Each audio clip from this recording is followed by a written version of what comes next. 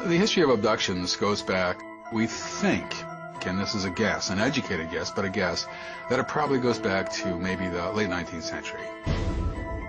The first case that we knew about is in 1957 in Brazil.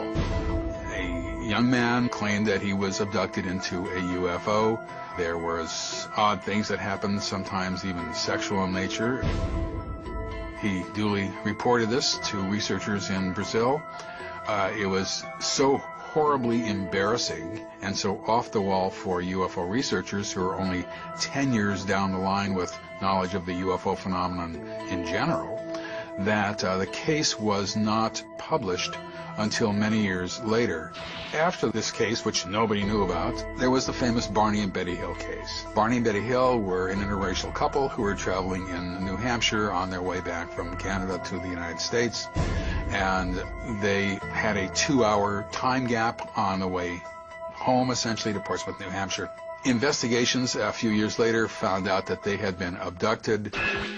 After Barney and Betty Hill sort of came out in public, and there was a book written about them in 1966, we began to get a trickle of other abduction accounts. Finally, by the late 1970s, a man by the name of Bud Hopkins began to research some sightings and other sort of events that had happened to a friend of his who lived across the street.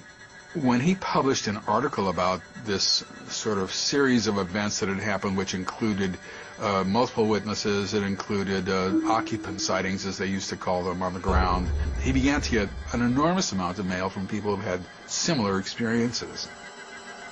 He then took the abductees, or the people who didn't even know that they were abducted, actually, to a psychologist who knew nothing about the subject at all, and had her do hypnosis to see why it was that a lot of these people had missing time sequences. They seemed to be missing, didn't know where they were, and nobody else knew where they were or could see them. It was obvious that he was onto something much more in-depth and much more serious than I had ever imagined.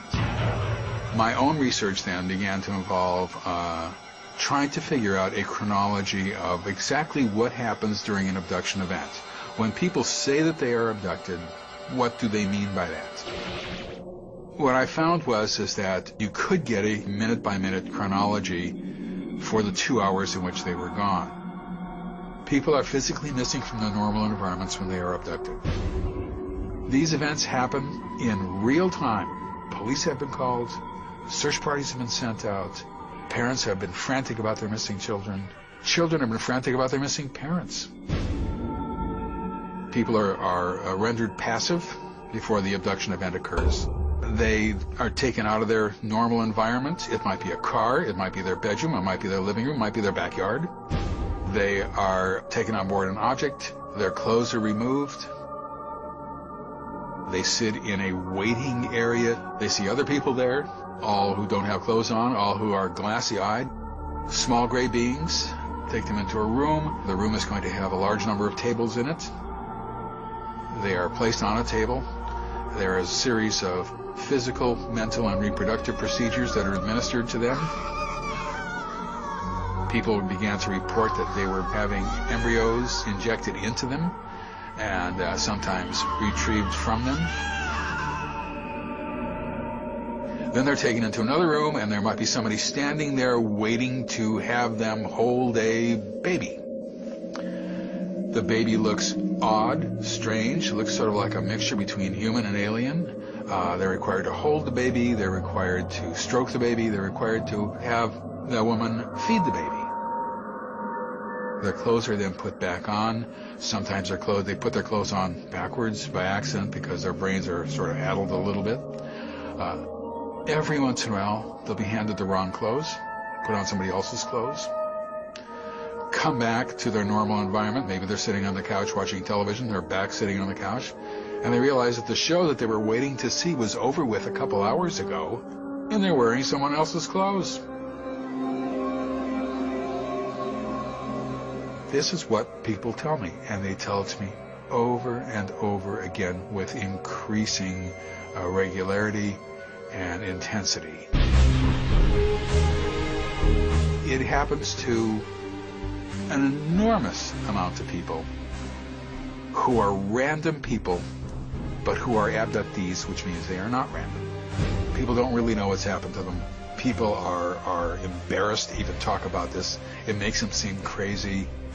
There are some people who are enormously articulate, people who have PhDs and MDs and so forth, and they see the big picture right away, and they're very, very careful in what they say, and they're very observant. And there are some people who are not so articulate and not so observant, and it's much more difficult for them to understand what's happening.